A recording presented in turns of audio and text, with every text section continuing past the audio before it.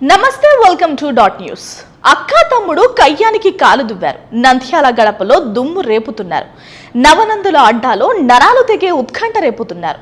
నువ్వా నేనా అధికార పార్టీ నుంచి సీమ చిరుత, ప్రతిపక్ష పార్టీ నుంచి చిరుత అక్క సై అంటే సై అంటున్నారు.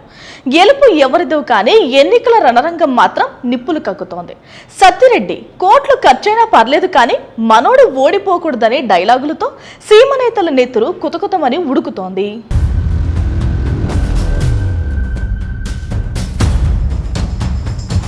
బైరెడ్డి సిద్ధార్థరెడ్డి సీమ చిరుత మీసం దువ్వితే దుమ్ము రేగాల్సిందే, అడుగు పెడితే నంద్యాల నేల అలజడి రేపాల్సిందే. అట్టాంటోడు నంద్యాల ఎంపీగా పోటీ చేస్తున్న అధికార పార్టీ అభ్యర్థి పోచా బ్రహ్మానందరెడ్డి గెలుపు కోసం కాలర్ ఎగరేస్తూ కలేజా చూపిస్తున్నాడు.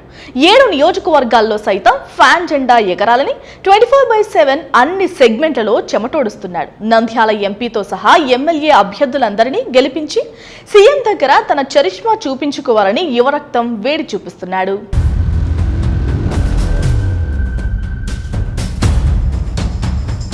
మరి సిద్ధార్థుడు అంత కసిగా ఉంటే ప్రతిపక్ష పార్టీ ఊరికే సినిమా చూస్తూ కూర్చుంటుందా?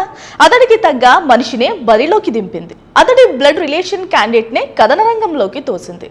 బైరెడ్డి అక్కనే పోటీగా దించింది. ఇక చూసుకోండి, వార్ వన్ సైడ్ కాదు, any side I don't care అనేలా ఎలక్షన్ హీట్ పెరిగింది.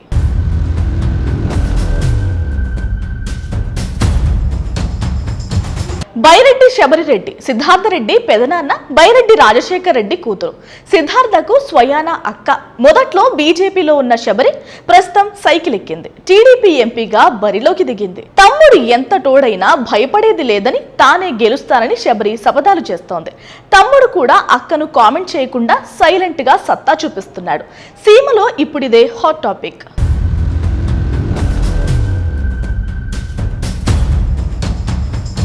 ఇన్ని రోజులు నంద్యాల ఎంపీ టికెట్ తనకే వస్తుందని ఆశపడిన మాండ్ర శివానందరెడ్డికి బాబు హ్యాండ్ ఇచ్చారు. శబరిని సైకిల్ ఎక్కించి మరీ టికెట్ ఇచ్చారు.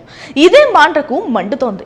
ఇన్నేళ్లు పార్టీ కోసం అంత ఖర్చు చేస్తే బాబు ఇంత పని చేశాడా అంటూ రగిలిపోతున్నారు.